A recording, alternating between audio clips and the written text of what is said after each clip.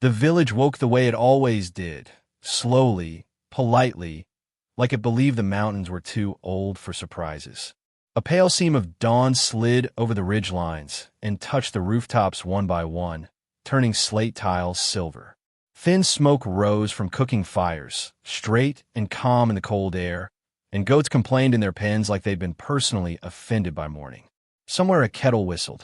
Somewhere a child laughed and chased a chicken through a narrow lane.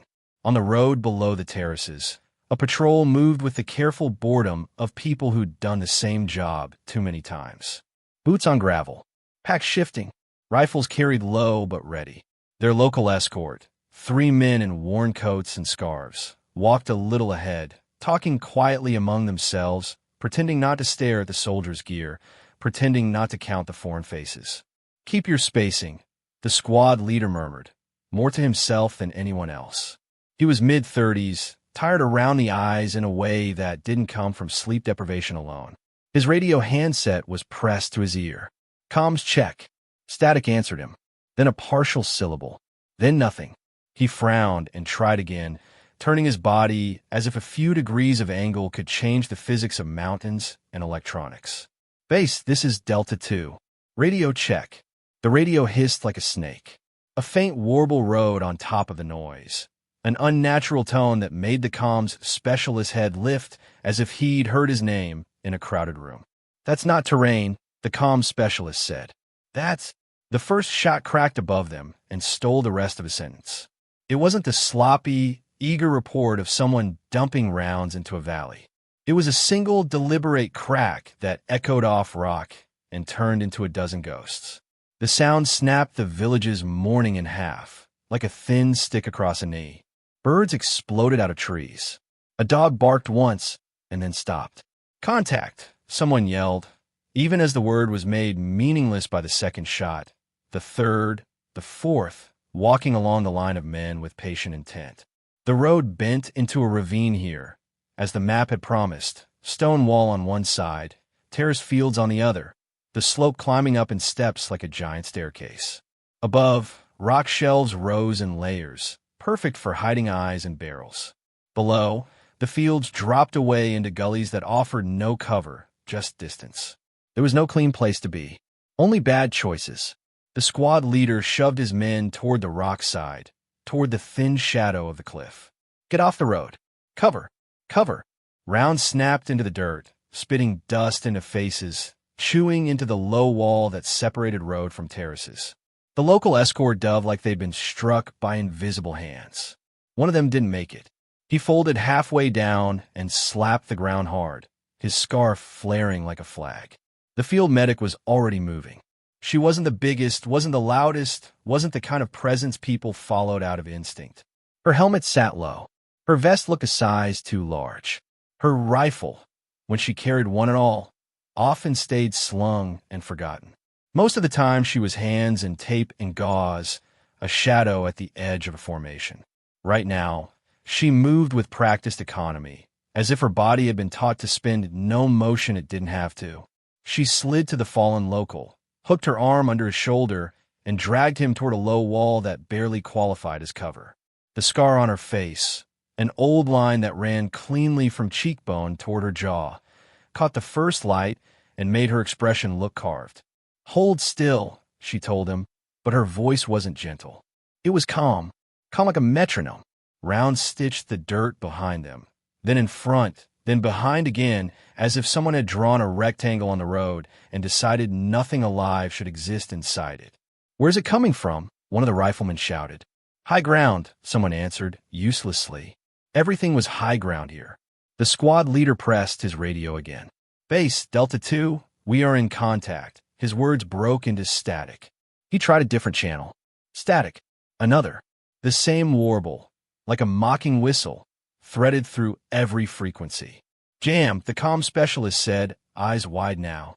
He knelt, turned knobs, swapped to a backup handset. The interference followed like a shadow. The enemy fire wasn't random. It wasn't hot anger poured down a hillside. It came in bursts that felt measured. 3 to 5 rounds, pause, shift, 3 to 5 rounds, pause. Whoever was up there wasn't just shooting. They were controlling, pinning, hurting. A heavier thump rolled out from above, deeper than rifle fire, and a heartbeat later something punched the road with a wet, brutal sound. Dust and rock fragments slapped faces. Another thump, another impact, bracketing the patrol's position like a clock hand ticking toward a final hour. "Crew served," the marksman yelled, peering up through haze. "Or a launcher. They've got something set." The squad leader's jaw clenched. "We're in a box," he said, and the word sounded like a confession. The medic finished dragging the local behind the wall. Her gloved fingers were already working, checking for bleeding, pressure, a fast wrap. The local's eyes were huge, whites bright against dust. He tried to speak and coughed instead.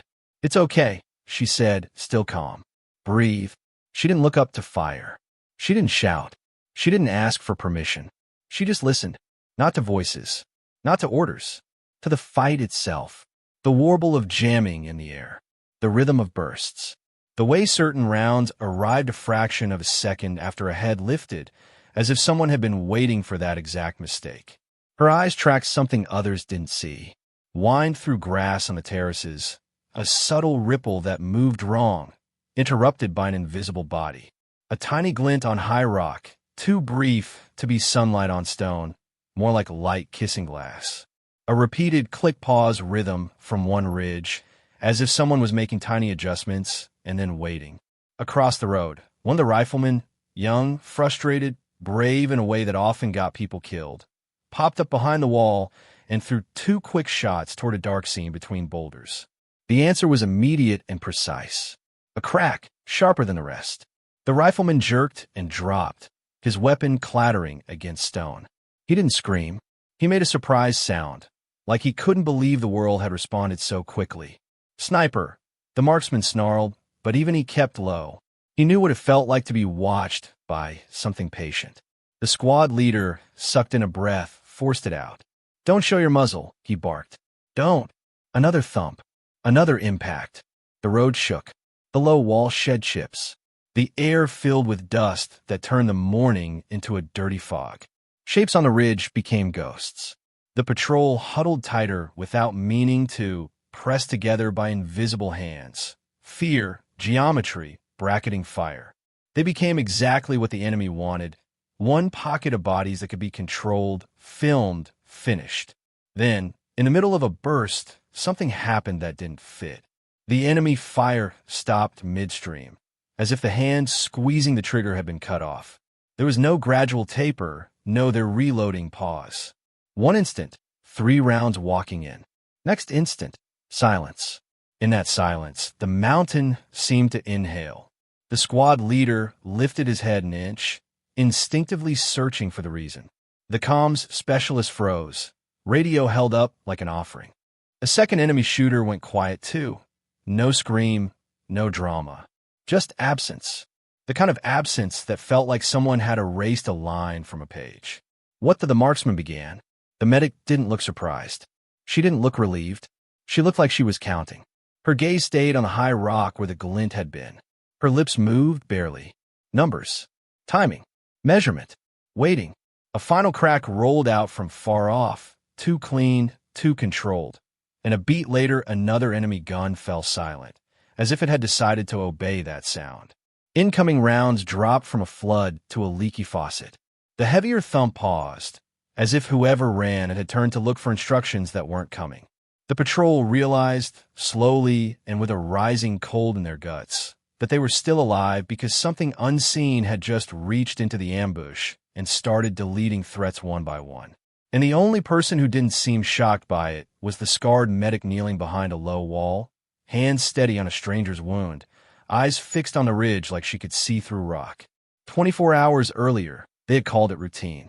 The briefing room at the forward outpost was a patched-together rectangle of plywood and sandbags, lit by a buzzing strip light that made everyone look tired and slightly sick.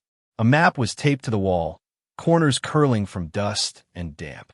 Someone had drawn a thick line along a valley road and circled a small cluster of buildings with a marker that had bled into the paper. "Supply drop," the officer at the front said, tapping the circled village. "Medical kits, antibiotics. Meet with the elders. Confirm that the relay site is still up." then back before noon. We've got a bird window, and it doesn't wait for you. The squad leader, same tired eyes, nodded, taking it in.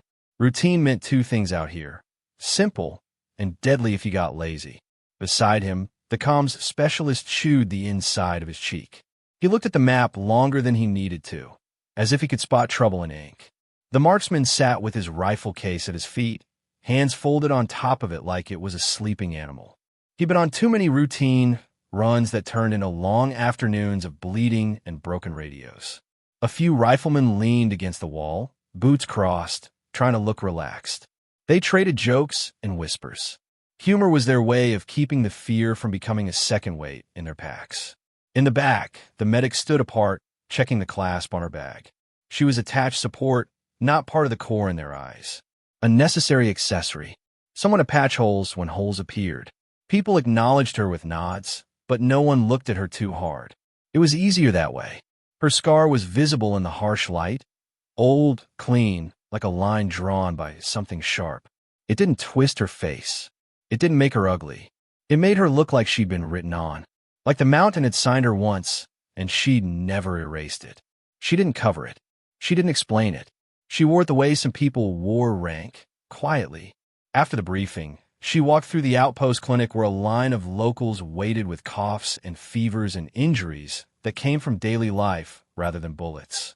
The clinic smelled like antiseptic fighting a losing battle against dust.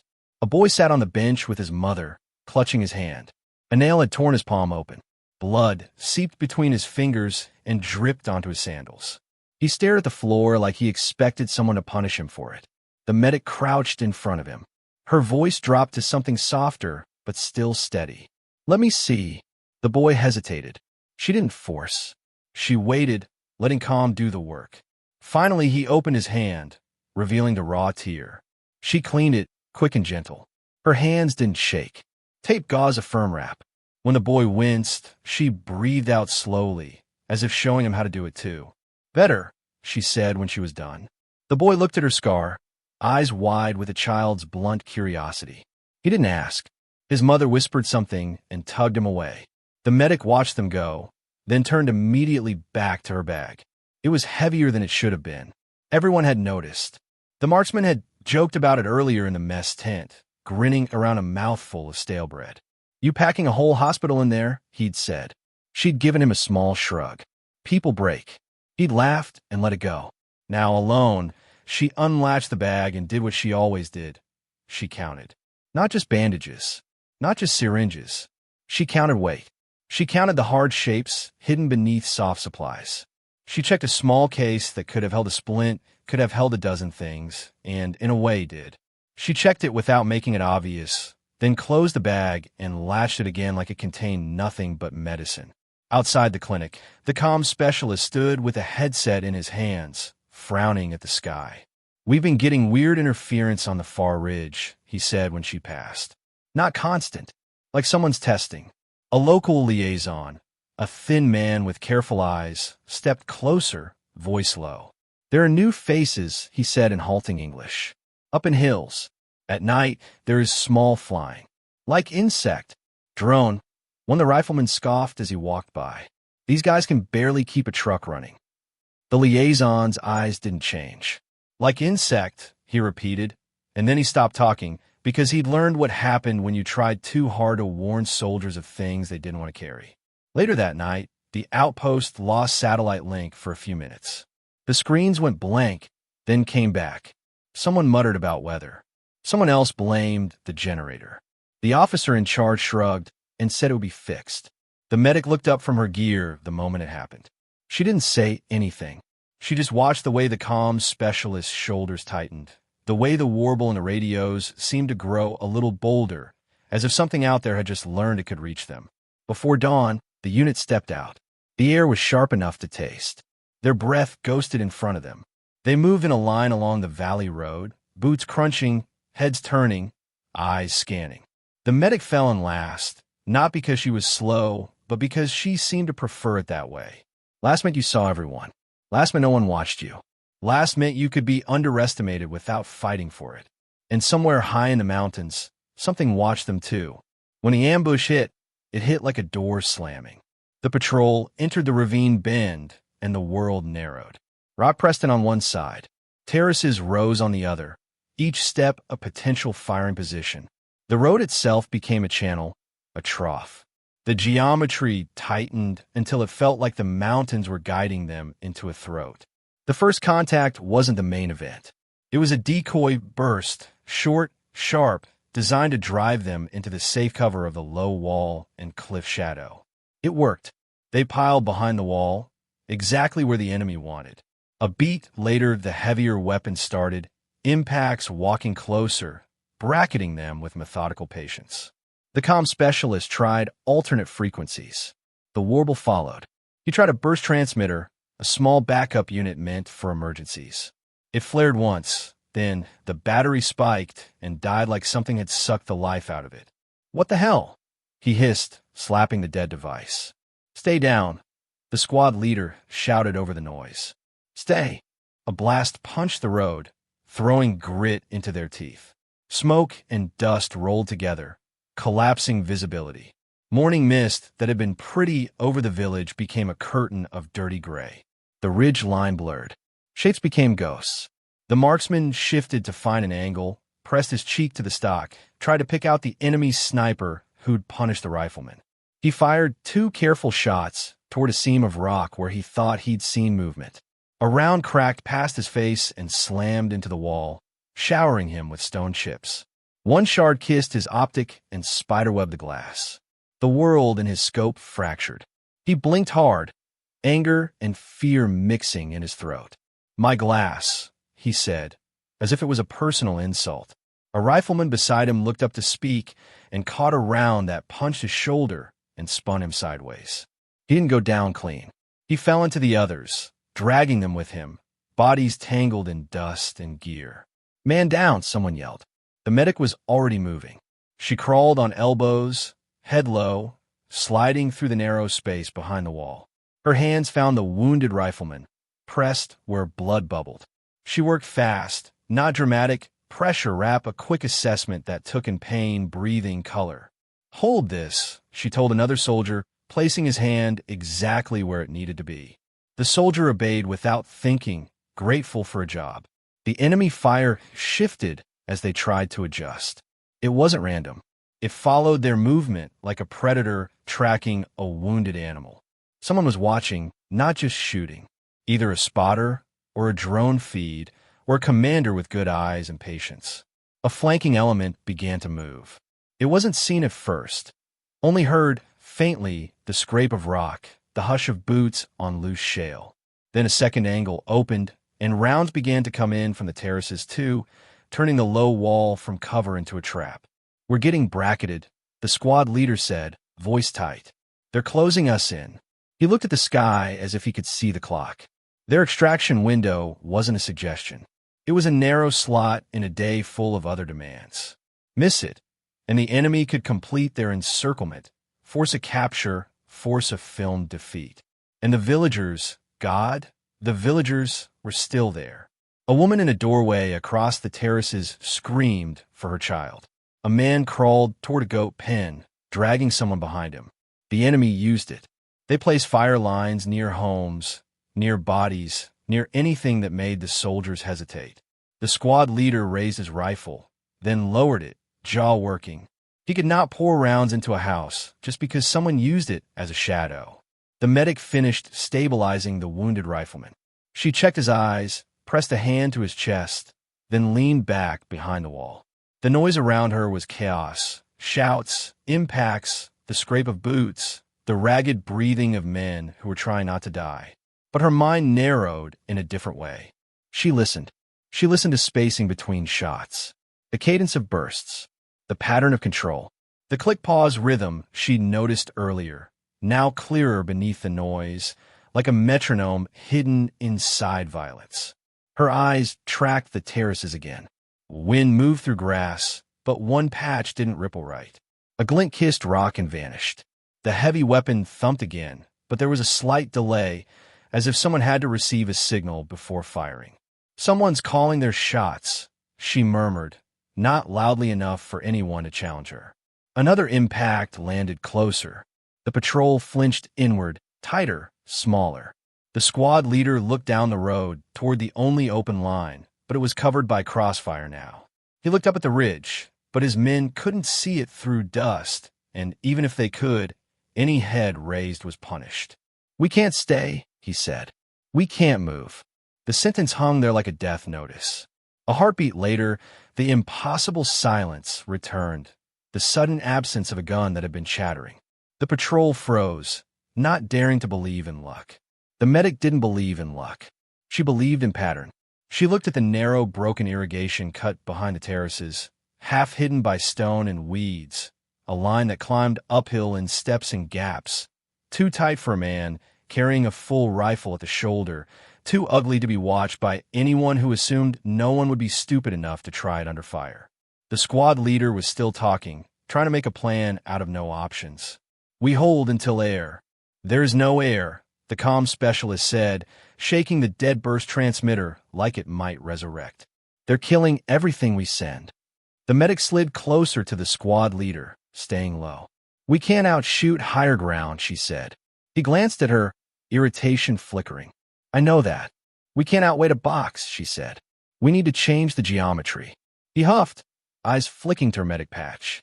"Your job is to—" "My job is to keep people alive," she said, and her calm didn't waver. "That includes preventing the next wound." Another thump from above, then impact closer still. The low wall chipped. Someone swore. The squad leader's face tightened. Standard doctrine said you didn't split in a kill zone. You didn't send one person alone into the unknown while everyone else bled. You stayed together because together was survival. But doctrine didn't account for a perfectly shaped ambush with active jamming and a tightening ring. Another impact landed close enough that everyone tasted dust and copper at the back of their throats. Staying together was becoming a death sentence. The medic pointed, not up the ridge where the enemy waited, but behind them to the broken irrigation cut that climbed behind the terraces. "They're not watching that," she said. He stared at it, then back at her. "That's a goat path." "It's a line," she corrected. "It goes up. It gives angle. It gives eyes." "You're not assault," he said automatically, because the words came from habit. She didn't argue with ego. She made it practical. You have a sniper hunting muzzle flashes and a heavy weapon bracketing you. You can't win from here. If someone takes away their spine, you move. If not, you die here. The squad leader's gaze flicked to the wounded rifleman, to the local who was trying not to bleed out, to the civilians pinned behind doors. His mouth open, closed. "Even if I let you go," he said low, "you can't." She didn't answer with talk. She reached for her bag, the heavy medic bag that everyone joked about. She unlatched it with quick fingers, shielding the motion with her body. Inside were the expected things: bandages, tape, medicines. Beneath them, wrapped in a way that made it look like more supplies, were hard shapes arranged with deliberate care. A compact precision setup broken down. Nothing flashy. Nothing that screamed what it was at a glance. But the squad leader had been around long enough to recognize the logic of parts that fit together for one purpose. His eyes narrowed, not with suspicion, but with shock. She met his gaze, and for the first time, let him see something else behind the scar. The kind of quiet that didn't come from being gentle, but from being disciplined. "I don't have a lot," she said, meaning ammunition as much as time. "But I don't need a lot." The squad leader swallowed. Another burst chewed the road in front of them. The enemy was adjusting again. "Go," he said like the word hurt. "If you can do anything, do it." She nodded once. No dramatic vow. No speech. She prepared like a professional. She stripped noise, secured loose straps, tucked a dangling metal piece that could clink. She checked a small tool that fit in her palm, something that could be dismissed as medical but had edges and grip for climbing leverage. She took only what she needed from the bag, leaving the rest behind with the wounded. She made herself lighter without making herself weak. Smoke thickened. Visibility dropped further. The flanking elements' scraping footsteps grew closer, louder. Peak chaos. She used it the way a swimmer used a wave. She slid out from behind the wall and into the shadow of the terraces, low silhouette, timing her movement to impacts. When the heavy weapon thumped and the world shook, she moved. When bursts of rifle fire peaked, she moved. When dust rolled thickest, she moved. The irrigation cut was narrow and broken, lined with stones and weeds. It climbed in uneven steps behind terrace walls, disappearing and reappearing like a bad memory. To anyone watching from above, it was nothing, just a scar on the hillside. To her, it was a route. Hands scraped stone. Boots found purchase in cracks. She breathed through her nose, slow and controlled. Fear was there. She wasn't a robot, wasn't immune to the knowledge that one wrong move would put her in the open. But fear didn't steer. It rode in the back seat while function drove. A near miss cracked beside her, chipping rock. Dust slapped her face. The medic didn't flinch into panic. She froze, waited for the enemy shooter's follow-up that didn't come, then adjusted her route by half a meter as if she'd simply corrected a map line. Above, the ridge was still a ghost behind smoke and morning mist. But as she climbed, the angle shifted. The world opened in slices. She began to see the ravine bend from above, the low wall where her unit was pinned, the terraces that hid the enemy's flanking element. She reached a hidden perch tucked into a fold of rock and scrub, a place where the mountain itself offered concealment. From here, she had a partial view of the road and, more importantly, the spaces where the enemy's spine would be. She didn't raise a radio. She didn't dare transmit. Active interference would catch it like a net. Instead, she planned to communicate with effects. A gun going silent at the right moment. A bracketing pattern breaking. A sudden corridor of movement. A signal written in the enemy's confusion. She assembled what she'd carried with the same calm she used to wrap a wound. No flourish. No hesitation. Each piece fitted, locked, became whole. She checked her optic briefly without overthinking. She checked her breathing. She checked wind by watching a leaf tremble and a thread of smoke drift. Then she studied the battlefield like a map. She identified the jammer node by its behavior. A man not firing, crouched near a small device with an antenna, head tilted as if listening to invisible music. She identified a spotter by the way he moved, glassing, pointing, not shooting. She saw an RPG team tucked behind a terrace lip, waiting to punish movement. She saw the crew-served weapon's position by the rhythm of its thumps and the faint shadow of its barrel. And somewhere, she felt rather than saw the enemy sniper, the one hunting muzzle flashes, the one who'd punished the young rifleman. The mountain had a way of hiding such men, but she could read the consequences they left. She set her first shot with constraint awareness. Limited rounds. No resupply. No spotter. Civilians below. Homes that couldn't become backstops. Before her finger took up slack on the trigger, her hand brushed something tucked inside her kit. A small patch, an insignia marker from a sniper program. It wasn't on her uniform. It wasn't on her chest. It lived hidden like a truth she didn't wear. The valley held its breath. Down below, the squad leader crouched behind the wall and watched dust boil, watched his wounded shift, watched the clock tick in his head. He didn't know where the medic had gone. He only knew she'd disappeared uphill like she'd been swallowed. He braced for the next bracketing impact. Instead, the warble in his radio faltered. Just a hiccup, a stutter. The comm specialist's head snapped up. "Hold, hold," he whispered, twisting a knob as if coaxing something fragile. A broken word came through, then another, like a voice trying to swim up through mud. Then, from above, one enemy gun stopped mid-burst. Silence. A beat later, another stopped too. The squad leader's skin prickled. He looked toward the ridge, but saw only smoke and shadow. He couldn't see who was shooting. He could only feel the shape of the fight changing. Up on the perch, the medic counted seconds after her first shot, not because she enjoyed it, but because pattern detection killed people. She didn't fire again immediately. She waited. She watched. The jammer operator fell backward, as if surprised, his hand leaving the device. The interference didn't vanish completely. Too many layers, too many backups, but it weakened like a fist loosening. Second shot.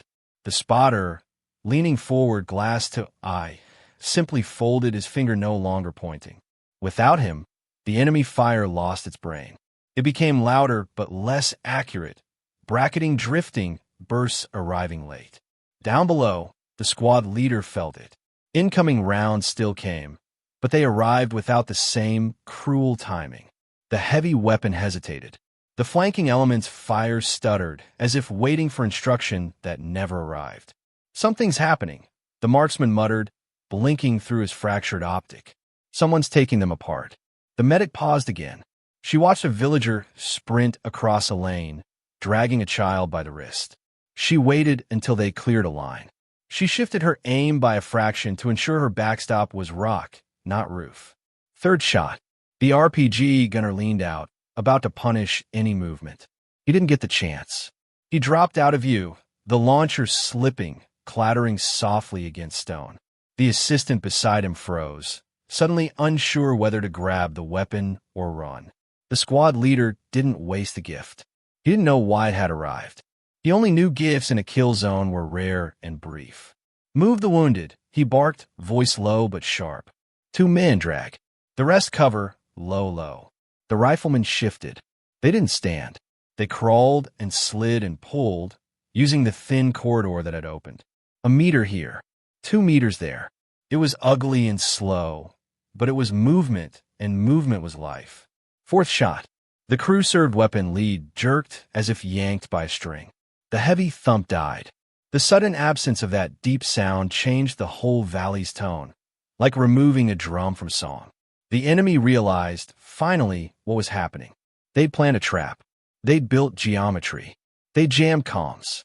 They'd chosen the road bend, the terraces, the ravine. They'd likely planned to film the collapse, to capture someone alive, to make a message out of bodies. They hadn't planned for an unseen hunter above them. Somewhere behind a terrace, an enemy shouted. Another voice answered. The pattern of their fire changed, less about pinning the patrol now and more about searching for the threat. A small quadcopter rose from behind a wall, an insect in a morning haze, rotors whining. It climbed, scanning terraces, sweeping for muzzle flash, for movement, for the glint of glass. On the perch, the medic felt the shift immediately. The drone sound was thin but distinct, like a mosquito that could kill you. Her optic fogged briefly from breath and temperature change. She wiped it with a practice motion, but the view was no longer perfect. And her ammo, she counted without looking, was dropping into the danger zone. She relocated, not a dramatic retreat, but a micro-movement within the perch area. 1 meter left, behind a different rock. A lower angle. A worse view, but better concealment. She broke the drone's line of sight by using the mountain's own folds. The enemy sniper began the counterhunt. A crack, sharp and probing, slapped the rock above her. Stone chips rained. Another crack, closer, as if someone had guessed her position and was testing the edges. For a moment, she was the one pinned, silence versus violence flipping on her. Her heart hammered once hard, then settled. She let fear be information, not panic. The drone drifted, searching. The enemy's climbing element began to move up the terraces toward her, using the same kind of broken cover she'd used to climb. They were competent. They weren't mindless. She had minutes, maybe less. Down below, the squad leader and his men were moving the wounded, trying to pull back toward a wider section of road that might allow extraction. The comms specialist managed to catch a fragment of higher command through weakened interference. Broken words about a bird holding for a short window, about needing a marker in a time. "We can still make it," the squad leader said, but the sentence sounded like a dare. Up above, the medic watched the enemy's behavior for one figure who mattered more than any gunner. A commander wasn't always the one with the best weapon. Often it was the one who didn't shoot, the one who moved others like pieces, the one who signaled, who watched, who chose when to shift fire and when to hold. She saw him near a cluster of rocks, standing just a little too upright, not firing, scanning the valley with a kind of ownership. He gave a hand signal, and men moved. He pointed, and the drone shifted. He was their spine now that the spotter was gone. The medic waited for a moment when he couldn't hide, when he stepped into a narrow gap between rocks to see better, when his body language betrayed urgency, when he exposed himself because he believed he still owned the valley. She took the slack out of the trigger. Turning point shot. The commander's head snapped back as if struck by an invisible fist. He dropped without sound, without drama, disappearing behind the rocks like he'd been swallowed. The effect was immediate and shocking. Enemy fire hesitated, then surged in the wrong places. Men shouted questions instead of orders.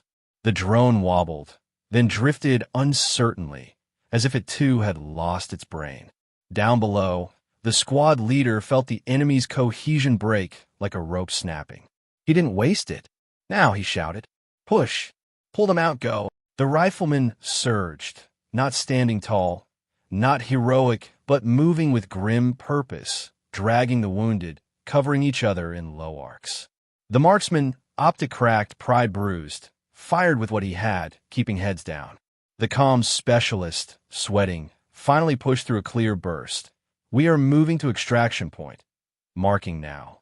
Static tried to swallow him. It failed. The enemy, desperate now, made a last push for what they'd wanted all along. A filmed capture, a propaganda moment.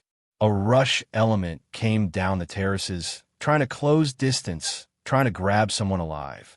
But without coordination, without their commander, without their spine, they ran into a unit that could finally act together. Short, controlled bursts met them. The squad leader's men didn't chase. They didn't get reckless. They moved like one organism toward the extraction point, using every second the medic had bought them. Up on the perch, the enemy sniper fired again, trying to pin her. A round cracked close enough that she felt the shock of it through rock. She knew she was running out of time. She had a few rounds left. She chose one last high-value threat. The enemy sniper revealed himself for a heartbeat. One glint, one too confident angle, one small mistake made under pressure. He thought he could hunt her the way he'd hunted muzzle flashes below. She corrected that assumption with one clean shot. The glint vanished. The probing crack stopped. Silence returned, not as mercy, but as a result. The drone, still searching, suddenly dipped as if confused, then fled behind terraces, rotors whining like fear. The medic didn't watch it go. She watched the road below. A helicopter's distant chop began to roll through the valley, low and urgent. Dust stirred. Villagers ducked into doorways. The patrol reached the extraction point, a patch of wider road where the valley opened just enough. Rotor wash hit like a storm. Dust became a cyclone. The helicopter appeared through it like a beast, hovering just long enough to spit a rope ladder and a shouted command. The unit moved fast, practiced. Wounded first, locals next, then riflemen, then the squad leader last, because leaders always counted. He looked uphill once, eyes searching through dust and morning haze for a medic he couldn't see. He didn't know she was still separated, still hunted, still crouched on a perch where stone chips littered her sleeves and the mountain had tried to kill her too. He only knew that something unseen had saved them, and he didn't yet have a name for it.